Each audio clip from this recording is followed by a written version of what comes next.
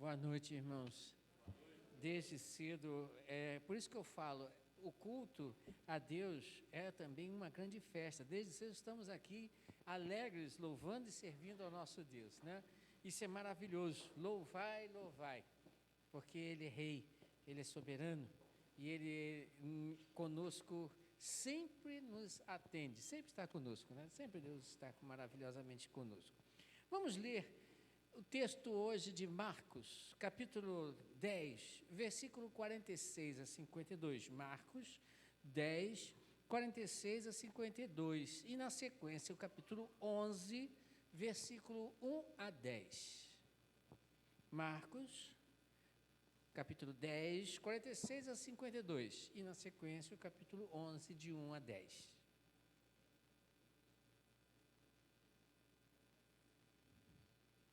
Diz assim então o texto: Então chegaram a Jericó. Quando Jesus e seus discípulos, juntamente com uma grande multidão, estavam saindo da cidade, o filho de Timeu, Bartimeu, que era cego, estava sentado à beira do caminho pedindo esmolas. Quando ouviu que era Jesus de Nazaré, começou a gritar: Jesus, filho de Davi, tem misericórdia de mim. Muitos o repreendiam para que ficasse quieto. Mas ele gritava ainda mais alto: Filho de Davi, tem misericórdia de mim. Jesus parou e disse: Chame-no. E chamaram o cego. Ânimo, levante-se. Ele o está chamando.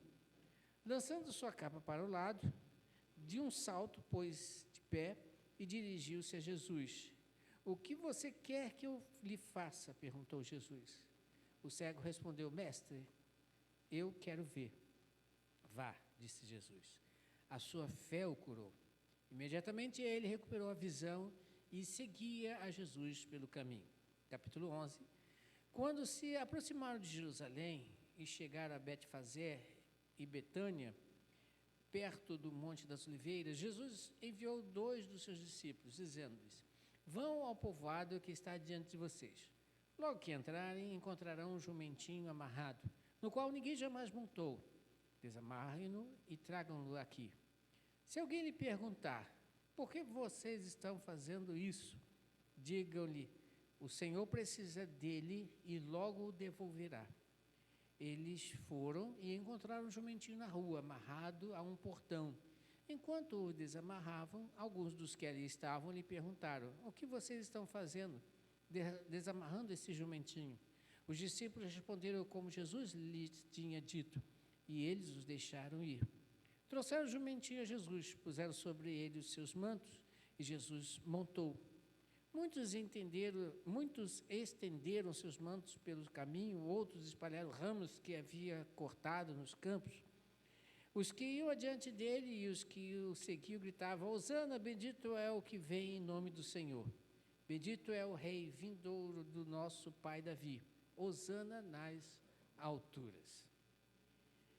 Esses 2 textos, né, eles têm muito a dizer, porque os dois, apesar da sequência e aparentemente não ter nada a ver um com o outro, somente narrando uma situação, um momento, né, que Jesus Cristo passou antes de chegar a Jerusalém, a entrada de Jerusalém, e quando entrar de Jerusalém, parece que tem nada a ver uma coisa com a outra, somente uma descrição, né, uma narrativa de um fato que aconteceu quando Jesus Cristo estava indo, e o que então ele encontrou pelo caminho, e o que aconteceu quando ele entrou em Jerusalém. Jesus Cristo estava próximo à sua crucificação, estava terminando o seu tempo aqui. Só que, como eu já disse, e espero que ninguém esqueça isso, tudo na Bíblia tem razão de ser. Até os milagres. Quando você lê o texto comigo, do milagre da cura, você não leu o texto comigo e você deve ter percebido que Jesus Cristo curou aquele homem porque aquele homem fez o quê? De primeiro plano tem misericórdia de mim, e Jesus assim agiu, perguntando o que ele queria, e ele então, que eu veja, e Jesus o curou. Esse é vamos dizer assim, no primeiro plano do quadro. Mas tem mais por trás, muito mais. eu destaco 3 coisas para nós compararmos com o primeiro texto e o segundo texto, que são exatamente, vamos dizer assim, correlatos, que têm algo a nos dizer. A primeira coisa que eu quero chamar a atenção dos irmãos é que o primeiro homem, o cego, você leu e acompanhou comigo, ele desejava o quê? Ver. Mas ele exclama Jesus Cristo de uma maneira diferente daquela população. Veja no texto de novo. Ele chega e ele, não enxergando fisicamente os olhos de Cristo, ele enxerga quem era Cristo. Ele diz, filho de Davi. A população, a multidão que seguia Jesus Cristo e aqueles que receberam Jesus Cristo na entrada de Jerusalém, diferente do cego, enxergaram Jesus Cristo, mas não viram quem Jesus Cristo era. Vou repetir. O cego, não enxergando fisicamente, viu quem era Jesus Cristo.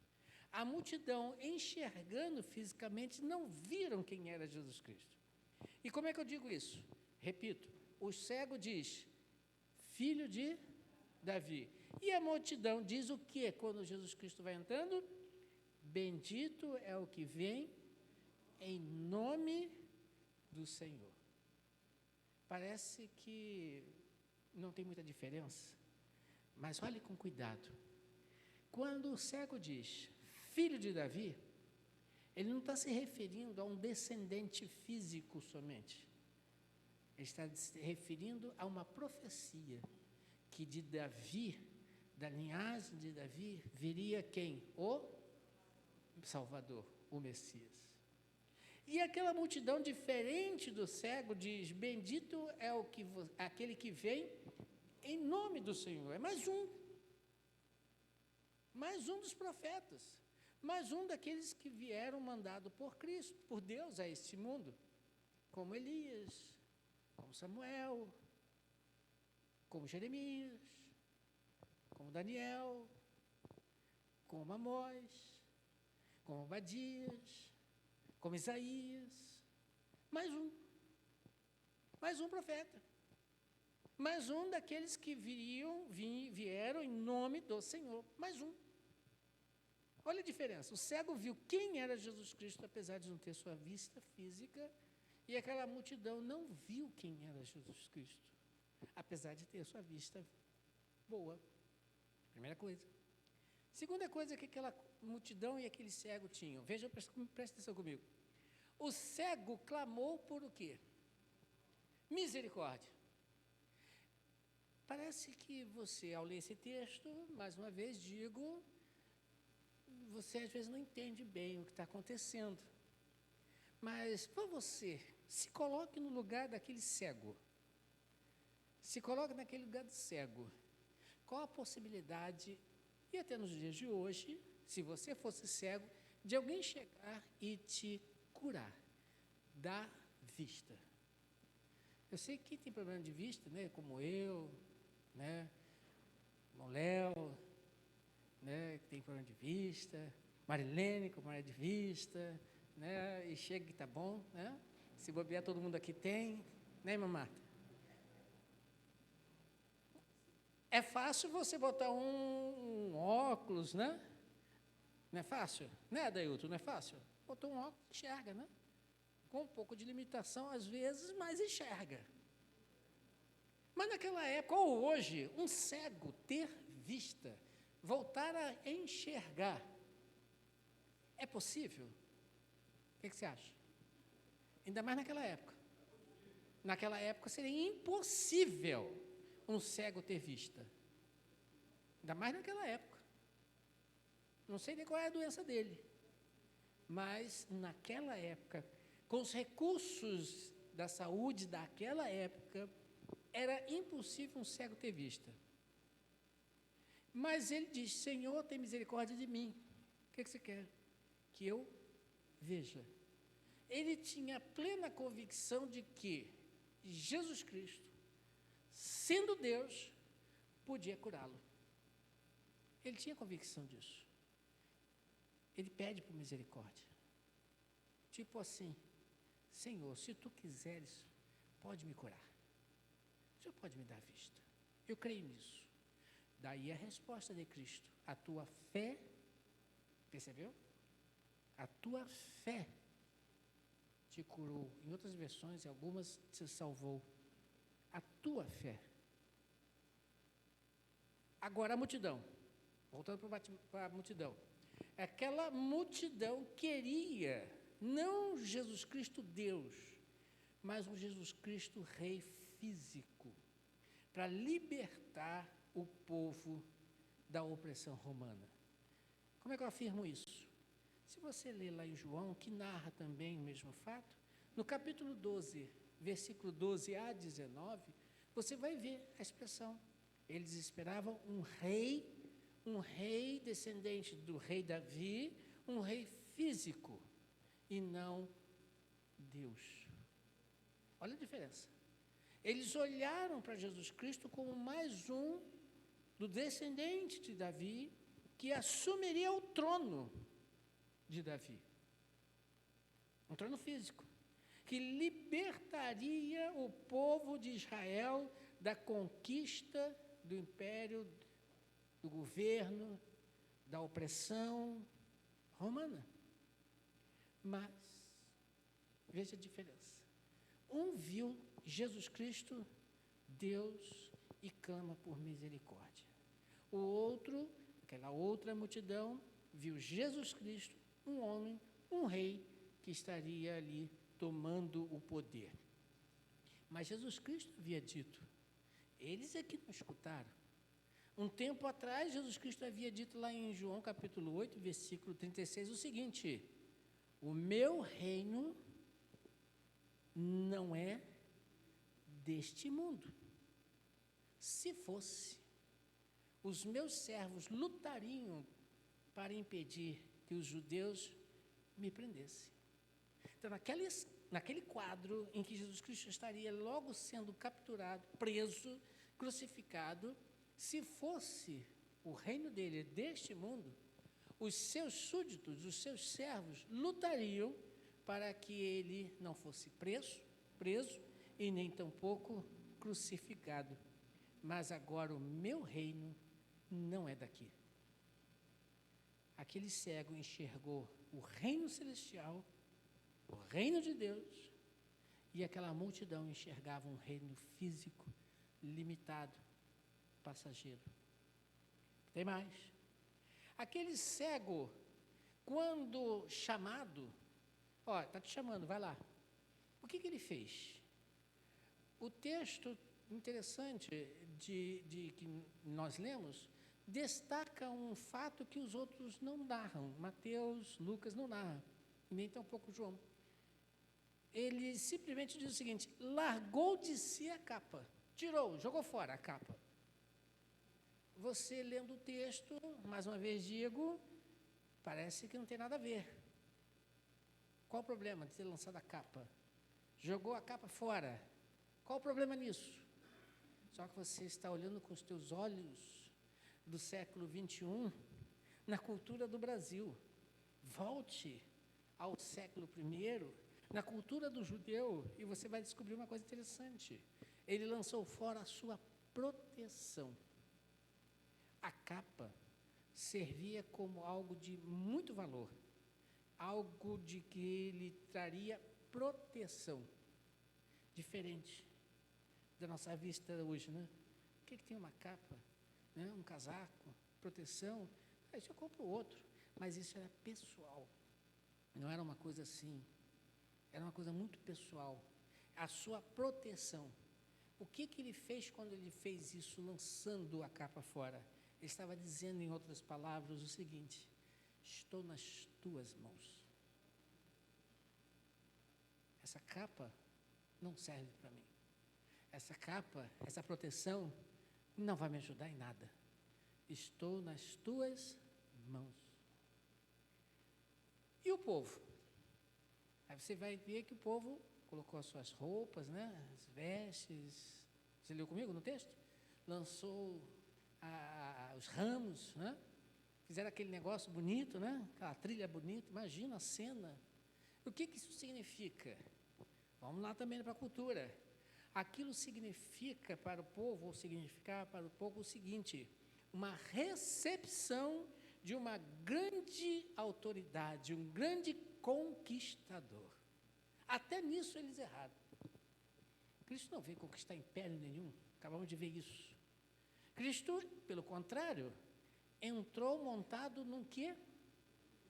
Nunca um general, um grande rei, um grande imperador, um todo-poderoso nesse mundo, entraria na sua cidade montado num jumentinho.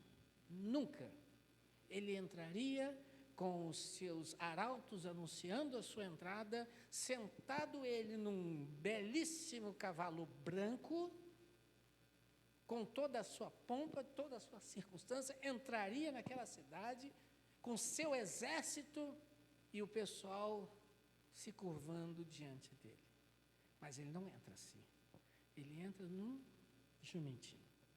Ele não tem ali arautos tocando trombetas. Ele não tem um exército marchando junto consigo, dando a ideia de um grande conquistador. Não. Ele entra com humildade. Ele entra com simplicidade. Ele entra de uma maneira contrária àquela ideia. E aquela população o recebe exatamente de modo diferente. Não, você é um grande conquistador, você é um grande rei. Não, vamos fazer aqui o negócio. É por aí. Veja aquele cego, estou nas tuas mãos, meu Deus Todo-Poderoso. Nada disso para mim neste mundo serve. Aquela população recebe Jesus Cristo como se fosse um grande conquistador, libertaria o seu povo, centraria no trono de Davi. Pois bem, quem foi que se deu bem nessa história? Aí não preciso nem discutir, não? Nem preciso falar, nem preciso resolver. Quem se deu bem nessa história? O cego, que depois de curado foi embora. Foi isso que aconteceu? Você leu o texto comigo? Depois de curado, fez o quê? Seguiu a Jesus. Seguiu a Jesus. Por isso ele se deu bem. Não é porque ele só teve vista, não. Até porque depois ele ia morrer e o que adiantava enxergar?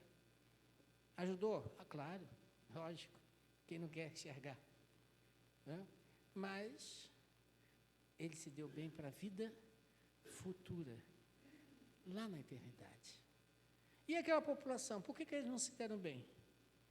Porque incitado pelos líderes religiosos, incitado pelos ciumentos líderes fariseus, saduceus, incitado por aqueles que odiaram a Jesus Cristo, sabendo inclusive que ele era o próprio Deus, fizeram o que quando botaram ele diante de Barrabás, Jesus Cristo diante de Barrabás? Fizeram o quê?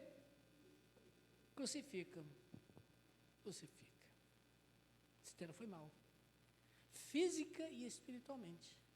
Física porque nos anos 90, o imperador tacou fogo e saiu destruindo tudo, jogou a culpa nos judeus e foi uma verdadeira matança. Se deram mal, por quê? Porque depois que eles morreram, se não se arrependeram, eles se deram com uma realidade contrária à daquele cego. Aquele cego, depois de morto, foi para o céu. Reino de Deus. Tem misericórdia de mim. E aqueles outros foram para o inferno. E até lá hoje estão. De lá nunca sairão. Triste fim. Então, qual deve ser a nossa posição? A mesma do cego. Olhar para Cristo como o Deus Todo-Poderoso. Não muito diferente nos dias de hoje. Muitos olham para Cristo, não como aquele cego, mas olham para Cristo como um líder religioso, olham para Cristo como aquele que vai dar casamento bom, olha para Cristo como aquele que vai resolver os seus problemas financeiros, olha para Cristo como tudo, menos como um Deus. Tem pessoas até em seitas e religiões por esse mundo afora que colocam Jesus Cristo no mesmo patamar de outros líderes religiosos. Não. Cristo é o Deus Todo-Poderoso. Aquele milagre feito por Cristo foi justamente para mostrar que tem pessoas cegas fisicamente, mas que enxergam muito espiritualmente. Você não precisa ser cego para enxergar Cristo. Olhe com os olhos da fé. Aquele homem olhou para Cristo, e nós precisamos olhar para Cristo como Deus, aquele que quer agir nas nossas vidas, agir em nós e por nós. Veja que foi isso que aquele homem fez. O que você quer que eu faça? Eu vejo. E Cristo agiu na vida dele. Cristo agiu no seu físico e Cristo principalmente agiu no seu espírito. É isso que ele quer fazer. Aquela população que deu costas para Cristo, que infelizmente deixou ele passar, infelizmente Cristo não pôde agir por eles. Eles me disseram, o sangue dele recai sobre nós, e foi o que aconteceu. Ele não pôde agir. Precisamos fazer também como aquele cego, olhar para Deus, para Cristo, que veio a este mundo para levar sobre si todas as nossas enfermidades, inclusive a principal delas, a do pecado. Porque o pecado é a pior das enfermidades, pois ele nos cega e não deixa a gente ver adequadamente. E ainda tem mais. O pecado, além de cegar o homem, fazendo com que ele não enxergue Cristo, atrapalha a visão de Deus sobre os homens. Quando Cristo olha para o ser humano, ele precisa ver, se quiser ter comunhão com ele, precisa ver um ser humano puro, porque não tem como haver contato entre Deus, puro, perfeito, e o homem impuro, manchado pelo pecado. Não pode haver. Então, quando o homem olha para Deus e não permite a ação de Deus em purificar o seu pecado, Deus não consegue chegar até o homem por causa do pecado. E o que Cristo fez? Eu costumo dizer que Cristo se colocou no lugar do homem, sacrificando sua vida pelo homem, para purificar o pecado do homem e ser o óculos de Deus, me desculpe a expressão, para que quando Deus olhar para o homem, não veja o pecado, mas veja o homem consertado por Cristo, ajustado por Cristo, justificado por Cristo. E aí há comunhão entre Deus e o homem e Deus. Aquele cego viu isso e aceitou a ação divina de Deus na sua vida e permitiu que Cristo o curasse, não da vista somente, mas da sua enfermidade espiritual. Aquela multidão não. Percebe que os dois textos estão muito ligados entre si? Percebe? Um homem, em Mateus registra que eram dois, mas um homem percebe tanta coisa, sendo ele um qualquer da estrada. Enxergou tanta coisa, sendo ele um analfabeto da cultura, dos estudos, até porque ele, como cego, não poderia estudar, não poderia nem entrar no templo para adorar a Deus. E enquanto outros religiosos, homens cultos, homens entendidos nas Sagradas Escrituras, não conseguiram ver o óbvio, não conseguiram enxergar Jesus Cristo. E nesse comparar, como nós temos olhado para Cristo, você que está conosco também na internet, como você tem olhado para Cristo? Como Deus Todo-Poderoso, que quer agir nas nossas vidas, na minha e na sua vida, principalmente, se você ainda não agiu como aquele cego, quando clamou, tem misericórdia de mim, e permita que na ação de Deus, através de Cristo Jesus, Ele possa levar sobre Ele a sua enfermidade, que é o pecado, e te purificar de toda a injustiça. Que Deus possa te ajudar a entender isso, porque o tempo passa, aquela população teve a oportunidade dela, perdeu. Aquele cego teve a oportunidade dele, ganhou. E com certeza, até hoje, está lá, louvando a Deus, não mais como um cego, mas como aquele que largou tudo e tendo visão espiritual, hoje enxerga as maravilhas celestiais que Deus preparou para todos que queiram ver. Só permitir a ação de Deus. Vamos orar? Nosso Deus e Pai, muito obrigado, Senhor. E em nome de Jesus eu oro e agradeço. Amém, Senhor. E Deus possa abençoar a todos nesse momento. Estamos chegando ao final deste culto. O irmão Dalton vai estar fazendo alguns avisos. Quero agradecer a todos que conosco hoje estão nos visitando, inclusive retornando, que voltem outras vezes quando possível, para junto louvarmos ao nosso Deus. Deus os abençoe. Essa semana nós teremos a